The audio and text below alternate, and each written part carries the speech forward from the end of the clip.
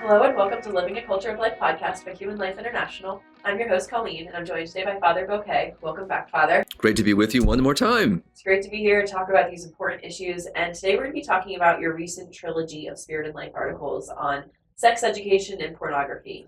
So I think just a good jumping off point, way to start that would be just the first question that I had was, how did the sexual revolution's understanding of sex deviate from the Christian understanding? Because I feel like that lays the basis of understanding sex ed and understanding pornography. Yeah, as we've done many times in our podcast, Colleen, the anthropology, the way that we approach, the human person is always so important, because if our anthropology is off, if our understanding of the human person and the human person's inalienable dignity, it's so easy to migrate into so many different directions. And so when we approach the human person, we approach the human person really as a starting point. And always also everything we do and all acts we have is based on our understanding of the human person. So we look at the human person as not a separation, of body and, we don't dissect the human person. We look at the totality of the person. And so the great teaching of John Paul, Theology of the Body, is one way to really help us understand how the human person, who is the human person, how does the human person interact with others, how do I as male relate to you as female? How do you as female relate to me as male? And, and then how does that affect the way that we approach the various things of human existence and relationships and eventual marriages and so forth and so on. But the issue of the sexual revolution, and the whole key was to really rupture these moorings, to pull them apart, and to basically, isolate the human person, not as a totality, but as a biological entity, as one that has emotion, one that can be physical, and really because you can separate these realities.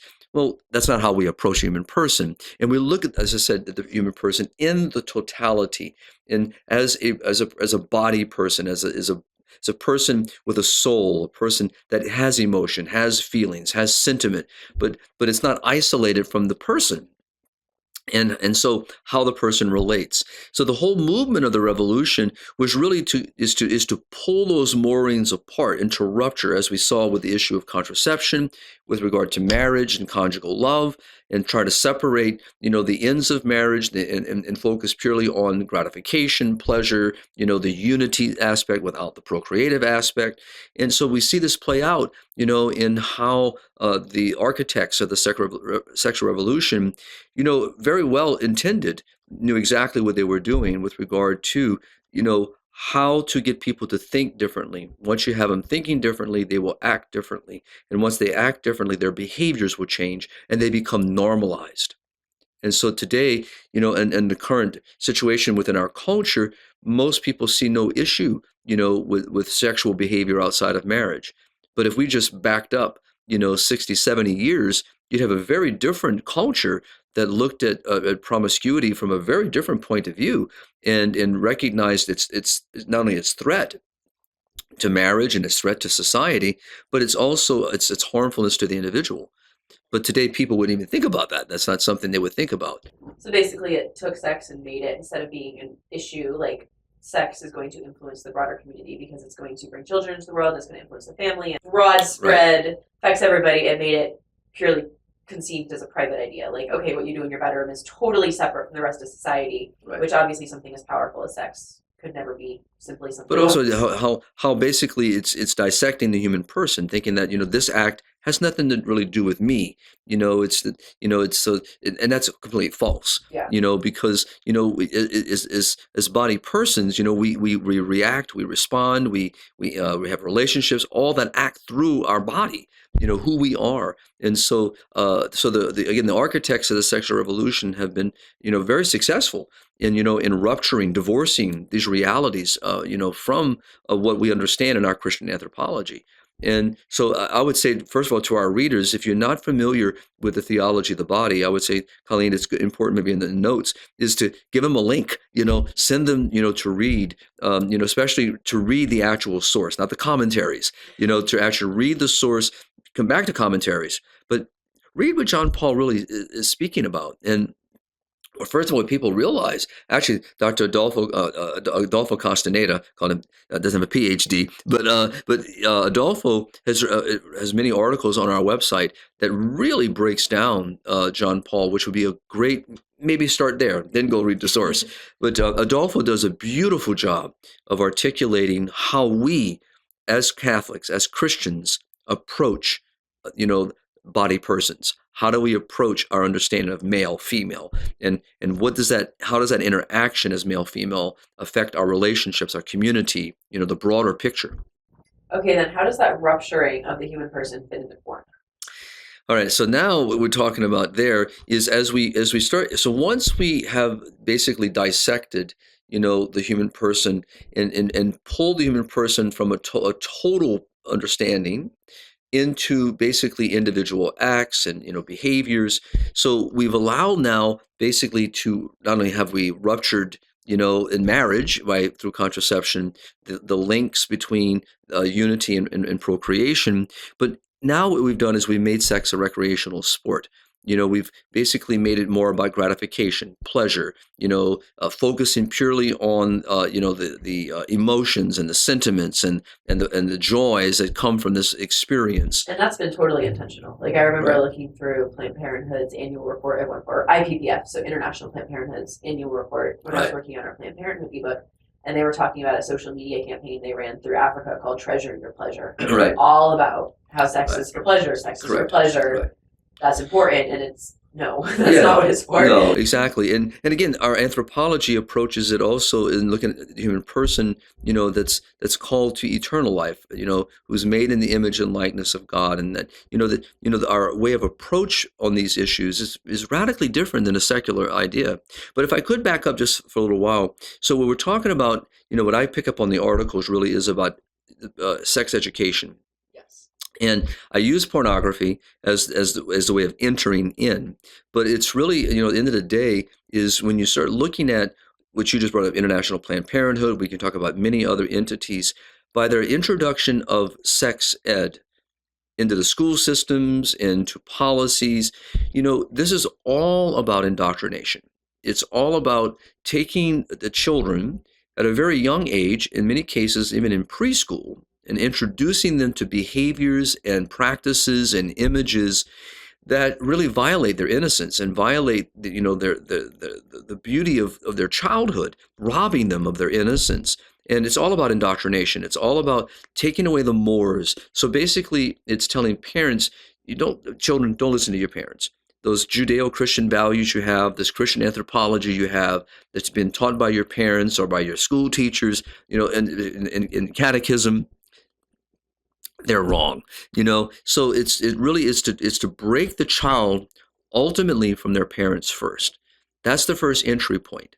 And so obviously, and we'll get to pornography in a second, but what sex education does is it breaks the link between the parent being the primary educator of their child and the primary educator who is the one, because of conjugal love and because of the inseparable ends of marriage, has the moral duty to form their children. And so so it happens in the school systems, in the public systems in particular, is by severing that link. It's to break that link between the child and its own parent. That's the first harm that is done. With that, then, the child is then indoctrinated to believe the parents are wrong. They're not up with the times, if I may use that little phrase. And so that's the entry point. And the entry point now is pornography, because now that pornography is through imagery and depends on the age bracket. In the school books, I've seen many of these textbooks around the world, and they're cartoons very early in life. But they're introducing to them, prophylactics and, how to use them. Touch is good as long as you give permission. It's whether that come from a boy or a girl or someone who doesn't identify as a boy or a girl. So it just brings them in and gradually then moves the images into much more graphic images. And as that starts moving, it's what you've done is you've desensitized the child. I've been able to take what they think is offensive and shameful to all of a sudden where they don't see it as shameful, they don't see it as offensive, and they begin to accept it as normal, which is, again, a mindset that you've created. So pornography desensitizes, whether it be adult or whether it be child. But on the level of sex education, it is always the entry point. And think about this, why does a child need 12 years of sex education? I mean, I can teach someone this very quickly, how the biology works, all right? Even a child can learn by this basic situation. It's about indoctrination. And so pornography, which every society, up until of recent, times, saw this as something not good, and had laws, to protect the common good from, the proliferation of pornography. Well, we know all those mores are gone, and now people have ready access to this, via internet, and all the various mechanisms through their iPhones and Galaxies and all the iPads, and just it's there. And so the pornography really, as we know statistically, and we can go through that in a little while once you start asking some of those little questions, but it really has had a negative impact on culture, and it's created addicts. And it's created very perverse behavior, and it's endorsing a perverse behavior that's affecting marriages, it's affecting relationships, it's affecting individuals, and so it's very harmful. What made you want to address those two issues together? Because when I looked at it, I was like, okay, they both kind of fit, but I didn't quite see the inherent connection between the two. Well, because like I said, when you look at the issue of sex education, yeah. and you look at how it's being used, and I see this on a global scale, is pornography is really sometimes the entry points. It's really, introducing children at a very early age to desensitize them to these kinds of images. And even though we have many laws around the world about child pornography, to be honest with you, you open some of these public textbooks and they're filled with it. Because even though in cartoon form, they're still introducing children, into a behavior. And I think it's very important for parents to be aware, so that, the story times they see in libraries, the textbooks that children are using. So I see them as an issue that's really linked to each other. And so by looking at the negative impact that pornography has had, study after study has shown what's happening to the mindsets of men, women, how does that affecting marriage? How does it affect the fact that people don't want to get married? How does it affect, individual relationships where we find an abuse and deviant behaviors that are no longer considered deviant? But the sex ed is very much how this all begins, and with children into young adulthood. Okay. Yeah. Interesting. That makes sense that they would go together that way. And also, obviously, we'll get to this a little bit later, but it also then affects how parents need to address sex education today, recognizing that their children are growing up in a pornified culture. So it's kind of both. There's a little bit of a both and. Like the good sex ed that parents should be teaching their children is going to be affected by porn, and then the actual sex education going on in schools by people like Planned Parenthood is going to be introducing them to these types of images. So. Okay, one of the things you addressed in your articles was that for a long time people said porn was a private issue, and now people are beginning to wake up even on the left to this. Could you talk a little bit about that? Yeah, I mean, like so happens so often. They want to use these privacy issues, these, what happens in someone's bedroom, what people do in private. But in reality, it flows out. I use William Shakespeare in my column. It's a good example, and I think that it really does expose the great lie. That that these behaviors migrate out into the public. They become the way that people approach other people. So, back to the theology of the body, that if I have a proper understanding of self, a proper understanding of the other, then my response and action toward them bespeaks the fact that I respect them, I honor them, I have an understanding that affects my vocabulary, my approach, my attitude, my decision making. So turn that around. So if my understanding is usury, if my understanding is gratification, pleasure, basically, then it migrates itself into how relation build. I'm sorry. I was gonna say, can you explain the Shakespeare thing for our audience? Oh, I feel like sorry. That was like a little thing that was dropped and moved on. Sure. I know what you're talking about, but they won't. But what I mentioned in the article, which is article number 2, is the idea that that if you had all of Europe all of a sudden decide that everyone started talking about William Shakespeare, and just started talking about it. Radio programs, TV programs. I think you started them reading it. Reading it in the bedroom. Right. Reading it at home before Right. bed. So then, and so basically starting something small. So they start with a little article, they read something, and they start telling a friend and another friend and another friend. And all of a sudden people just start talking about this at the local pub, at the local restaurants, and they start, all of a sudden it's at schools. Hey, have you read this? Have you seen this? And it just continues to grow, and it becomes part of the radio, becomes part of TV. And all of a sudden what happens is now people want to learn more about William Shakespeare. Now we've got to teach courses in universities about William Shakespeare. We have to create theaters so people want to actually act out these wonderful plays and things.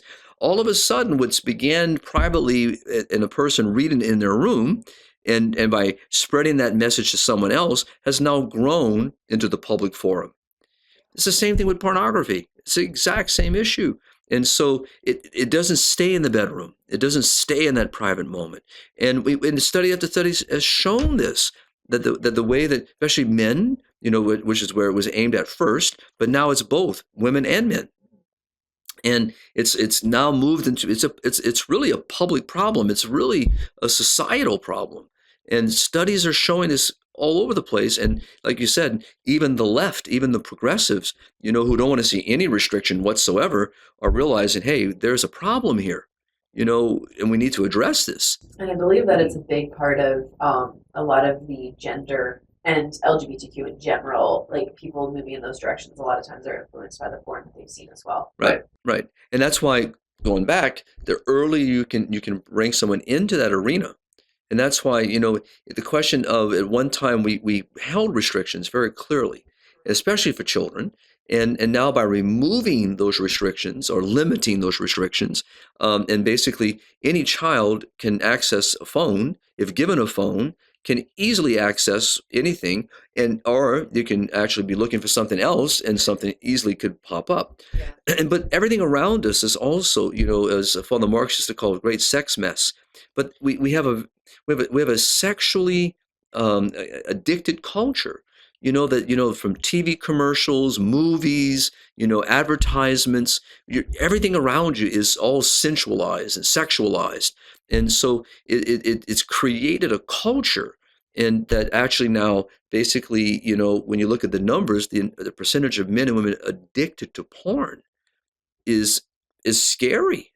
Yeah, it's very scary, and so how does that affect their relationships? As I've written on several times, you have behaviors that are occurring in sexual encounters that are painful. I'm not going to talk about here, but you read these stories, and especially women talking about their experiences and realizing that they're being choked and many other things.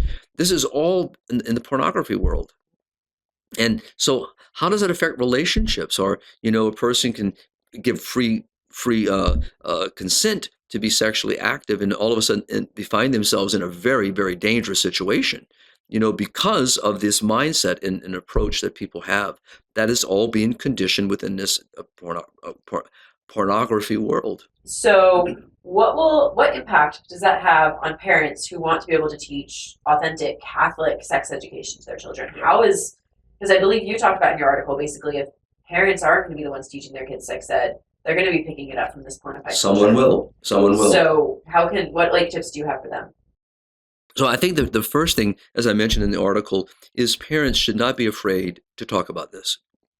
And parents are the best educators of their children because they are the primary educators, and they know the sensitivities, and they know what a child is able to understand and what they can embrace at a given moment.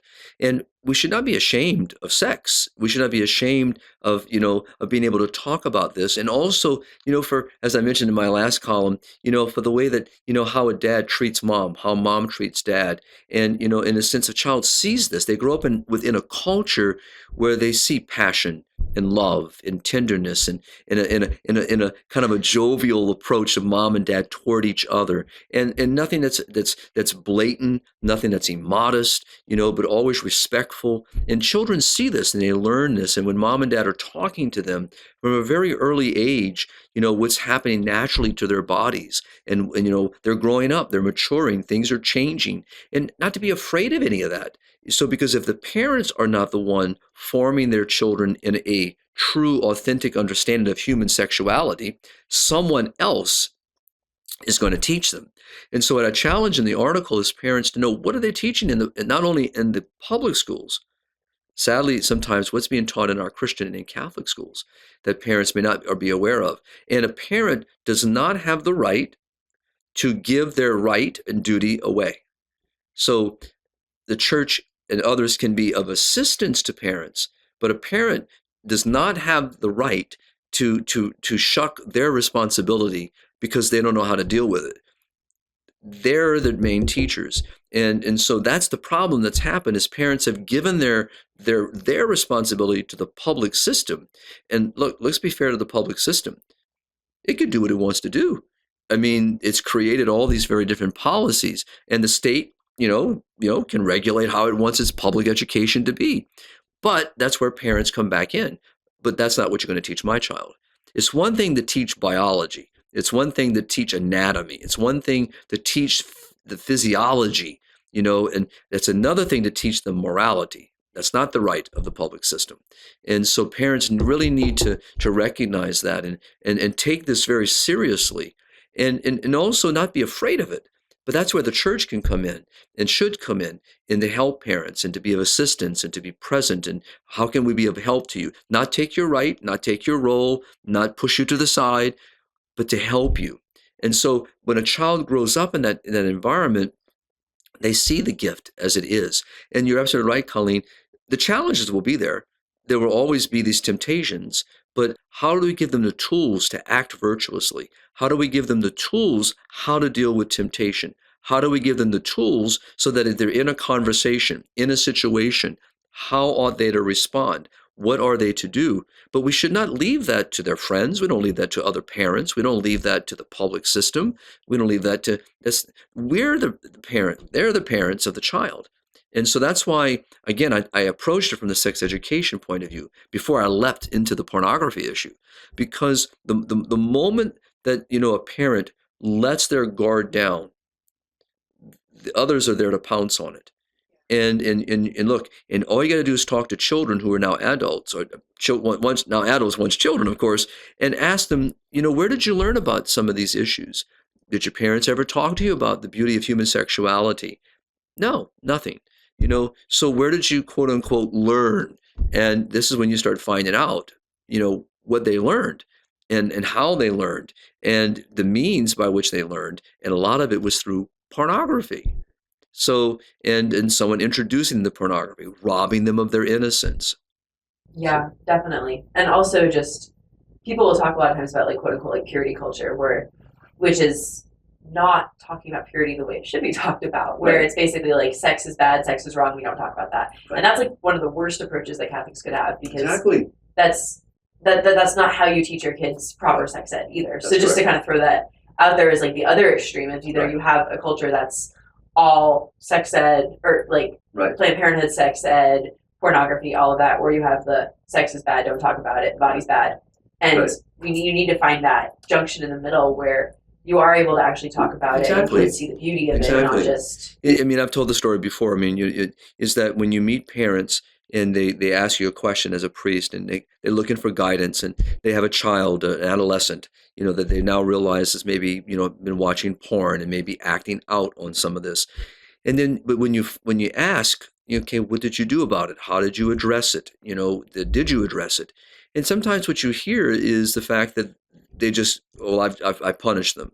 Okay, that's a decision you have to make with your spouse. But the idea is that didn't resolve the issue.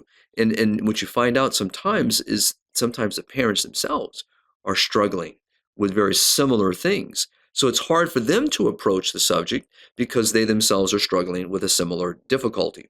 So I really, as you just said, the key here is to teach them the beauty, the wonder, the awe, the spectacularness of this wonderful gift that God has given to male and female, and with a purpose, with a direction, with an end in mind, and to bring a child into that environment, and as only a parent knows how and when, and knows where those sensitivities lie. One child's different than another child, never robbing them of their innocence, never giving them things that they're not yet ready to deal with, and not exposing them to things that they're not ready for. At the same time, not shielding them so badly that they're not prepared for engagement with others. And I think also, not to counter that, like it is true that you have to wait till the child is ready, but I think parents do need to be aware that kids are exposed probably a lot earlier than you realize. Yeah, it's true. Which is the big thing of like waiting until a child is like, 12, 13, 14 isn't the right time to start talking about it, because they've probably heard about it from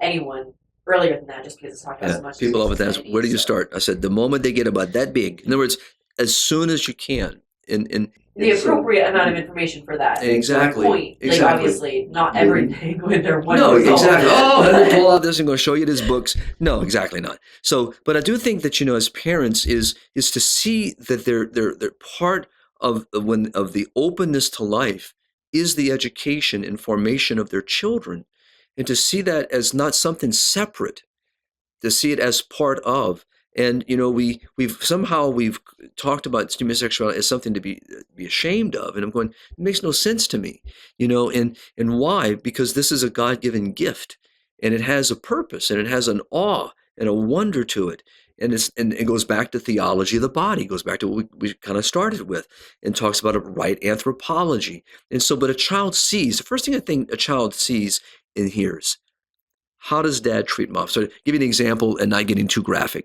The idea in a home environment is a dad reaches when he has, as a dad in the home, a mom, when the kids are a certain age, maybe mom walks around in her nightgown, or, in a little robe. Maybe dad is not as fully clad as he should be, but there comes a point in time when the child is at a certain age, more observant, much more aware of things. Those things have to change, because that means mom and dad need to be careful of how they themselves convey respect, not shame, respect, modesty, purity, chastity among themselves, how they convey to their children that there's a proper, way. At the same time, as I said earlier, but there's also this passion and love and tenderness that should always be visible to their children, so that it's not seen as something that's hidden behind some door somewhere, but that it's lived, and it's part and parcel of the daily life. And a child sees and observes this and begins to be open to questions. And that's where a parent, and only a parent, knows how to respond to those in a given moment. One of our staff used to, when his daughter was at a very young age, wanted to know where babies come from. And so they were able to navigate the question away for a year or so, but eventually they would answer, because she was ready to hear.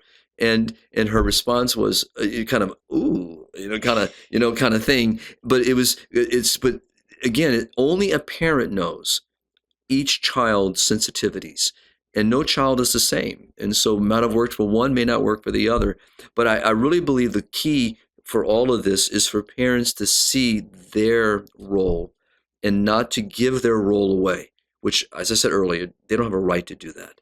They may not understand things, seek guidance and seek help, but do not give that away. Do you know of any resources that parents could turn to if they're seeking that guidance and help?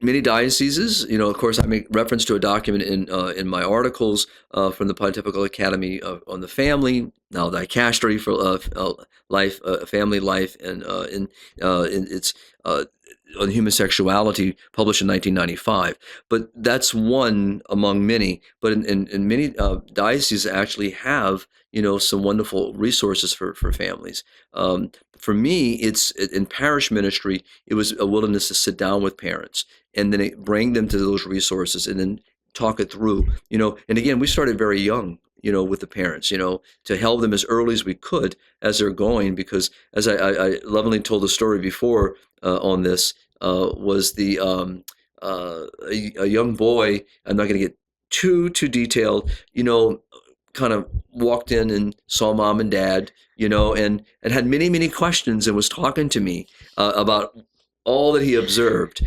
And I remember the dad coming up to me and saying, "It looks like you and my son were very engaged in conversation." I said, "You're going to have a very interesting ride home today." And I told him, and he got, obviously just kind of blushed and kind of said, "Oh my God," and said, "What do I do?" I said, "Well, your child is 5 years old. How are you going to explain to him at a level that he can understand?" And so I learned from that experience is to really to help parents. So I would say that to our priests that may be listening, and to those working in catechesis in the parishes and the schools, is this should be part of our conversation with parents, and again helping them, and not taking their role away from them. But the document on human sexuality by the dicastery is such a beautiful document, and that's why I spent a lot of time with it, Yeah. to kind of expose them to the language. Yeah, you talked a lot more about your articles than we were even able to cover here. Yeah. But yeah, just wanted to kind of go over them because I thought it was an interesting combination of the two topics, but also you did a really nice job of laying out how they're all connected. So yeah. Well, thank you so much, Father. This has been a good conversation, and hopefully it was helpful to parents and priests that are listening. So Oh, very good. I look forward. Yep, definitely something we need to talk about more. And Yeah. I look forward to hopefully the little trilogy of articles of Spirit and Life will be very helpful. Yeah. At least open up the conversation, show people the connections between these realities, but also just to, I don't want to, in a sense, the articles are never to stay just in the struggles. Yeah. It's what are the remedies? What are the solutions? How do we resolve these issues? And obviously, in one article, I can't resolve all the pornography issues. But Yeah. just to say that, that this is a real issue. The sex education, I think, most importantly, is for parents who may be listening. Ask questions of your children. Figure What are you out. learning in school? Yeah. What are you studying? What are you being told? And then deal with that. And to those of us who are there to assist parents and assist families, we need to ask ourselves, what are we doing?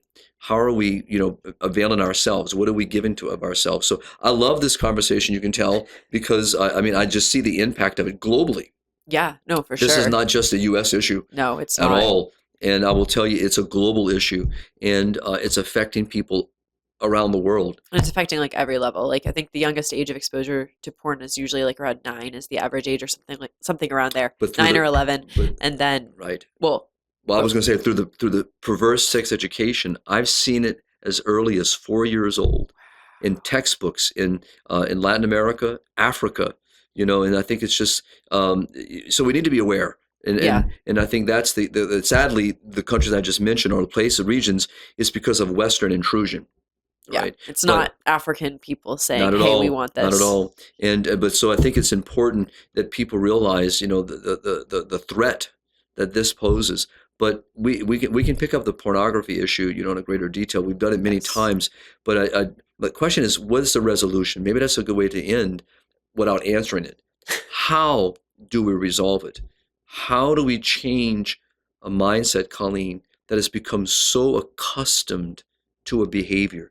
And very sadly, and that's why it's a public issue, that there are people fighting for freedom of speech, freedom of expression.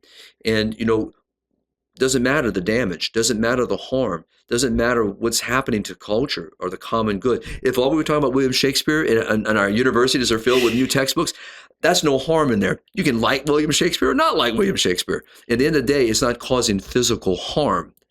Pornography is. If I'm correct, most, like up until recently at least, I'm not sure if this has changed in recent years, but porn never fell under how the Constitution was interpreted free speech. That like anything having to do with that wasn't really seen as free speech until more recent years either. So there was, when they wrote that, they weren't writing that to protect things like porn. Right. It's been, and sadly is the idea, but because there was an understanding of also the common good and the reality of what's harmful to society. And and what violates these ultimate goods that need to be protected. And so there's always, for us here in the States, there's always this balance, between freedom of speech and and how that affects, and is this an expression of freedom of speech? I mean, that's a question that many people are asking, and with such ready access to young people, in some of the states, Virginia, some that have put restrictions, so that if you opened up your phone, you have to verify you're 18. That might be a driver's license. It could be another document. So there are some states, but that's being challenged. And who's challenging them?